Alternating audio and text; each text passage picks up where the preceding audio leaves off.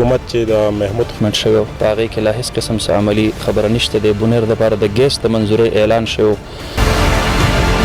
ښکلې علاقې دي شنه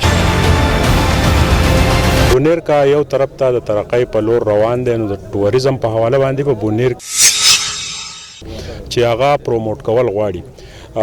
که د ایم ایم ای په دور کې وو، بیا د جماعت اسلامي چې کله دلته نمایندګي وه، د عوامي نیشنل پارټي وه، نو موجود دی. مفتي صاحب، تاسو د بونیر د ټوریزم د دې د امن او امان په حواله څه کردار لوبولی صحیح نه بونیر څومره په طرف؟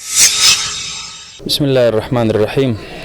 بونیر دا خو ویل کېږي ګل د نمیر په ښایست کې او په خوبصورتۍ کې او نیچرل بیوټي چې کوم الله تعالی بونیر له او سوات له او د ایریاز له ورکړې ده، نو حقیقت دا دی چې ټورسټ د هغې دپاره ډېر پرکشش ځایونه دي دلته.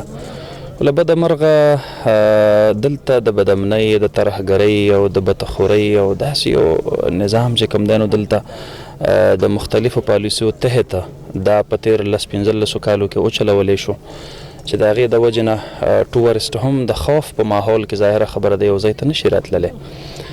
بیا د امن و امان قیام چې کوم دی، نو دا د سیر و سیاحت د ډیولپ کولو دپاره د ټولو نه اولین ضرورت دی.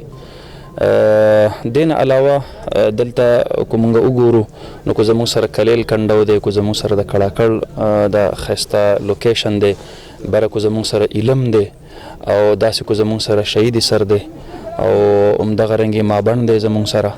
دا ښکلې علاقې دي، شنه غرونه دي، ځنګلونه دي پکې، چینې دي پکې، او ډېر ښکلي میدانونه دي په دې غرونه کې. بره ډېر اټریکټیو چې کوم دی نو سپاټس دي په دلته په دې ځای کې. خو زه به دا وایم چې تېر حکومت هم زه په خپله په دې کې محسوس و پیرې په دې حواله باندې په اسمبلۍ کې دغه کړی دی، خو هېڅ قسم دې طرف ته چا توجه نه ده ورکړې. چونکې مفتي صاحب، نو بونیر چې دی پوره دنیا ته د ماربل په شکل کې ښکلې ګټه ورکوي. بونیر له چې دی الله تعالی یو ښایست ورکړی، دلته کې خلک مهمان نواز دي، د سوات نه خلک راځي دلته کاروبارونه شروع کوي. نو دا نه ګڼئ چې یاره دا امن طرف ته، ټوریزم طرف ته یو ښه مثبت اقدام دی؟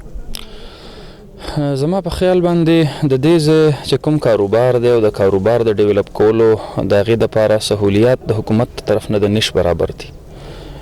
د هیڅ قسم فیسیلیټیز د ګورنمنت د طرف نه دلته د کاروباري خلقو ته نشته دی، بلکې الټه لا دا کوشش کیږي چې هغه ډسکرج کړلی شي. حالانکه که زه دا ووایم چې د پاکستان 70% ماربل دا صرف او صرف د بونیر چې کوم دی نو دا پروډیوس کوي او د دې پروډکشن دی او بهترین ماربل، نو دا به غلطه خبره نه وي او ډېر په کم قیمت باندې د هغې ته پرېوځي. نه مخې تر دې د ایکسپورټ کولو دپاره تر اوسه پورې چا داسې څه معناخیز هلې ځلې کړي دي. زمونږ خو ضرور کوشش دی، الله دې وکړي، چونکې دا پروینشل سبجیکټ دی او پروینس کې ګورنمنټ نیکسټ انشاءالله العزیز متوقع دی.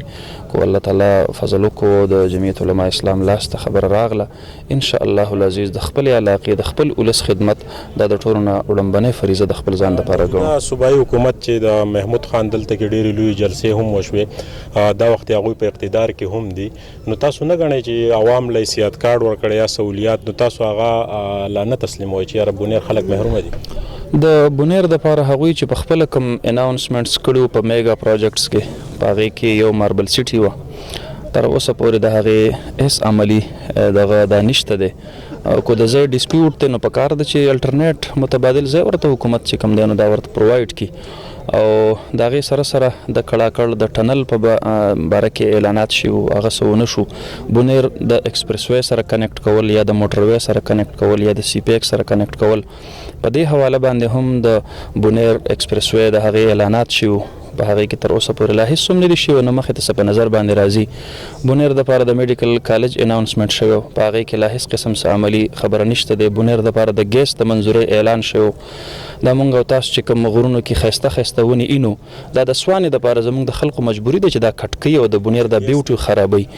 نو په دغه حواله باندې هم لا اوسه پورې هیڅ قسم څه اقدام نه ده شوی، یعنې یو میګا پروجیکټ هم هغه د دې حکومت د لاسه صرف د بونیر دپاره دا چې کوم دی نو تر اوسه پورې په دغه کې نه دی، په عمل کې نه دی راغلی. اخرنۍ پوښتنه کوم د مولانا فضل الرحمن د دې تیر ټینیور د عمران خان نه د بهر کېدو ذمهوار څوک؟ مولانا فضل الرحمن صاحب خو یو سیاسي جماعت دی او هغه د یو سیاسي جماعت سربراه دی او د هغې ظاهره خبره ده یو ویژن ده یو پالیسي ده. په 2018 الیکشن کې خو تاسو ته پته ده چې عمران خان له حکومت دا خلایي مخلوق ورکړی او دا ادارو ورکړی او دا هغوی په خپله باندې تسلیم کړل چې موږ په فروری 2022 کې دا فیصله وکړله چې نور به موږ په دې کې چې کوم دی نو حصه نه اخلو. د دې مطلب دا دی چې هغوی په خپله اعتراف وکړو چې مخکې پکې موږ حصه اخیستې. الله دې وکړي یو نیک داسې ویل کېږي چې د یو سید خاندان سره تعلق ساتي، یو ډېر لوی پروفیشنل سړی دی، څوک چې ایسا یې لیډ کړي، اما یې لیډ کړي او هغه په مختلف کورس کې پاتې شي او په میرټ هم په ټول کې موست سینیر دی او بیا د ټولو نه زیاته لویه خبره دا ده چې هغه یو ډېر لوی پروفیشنل سړی دی.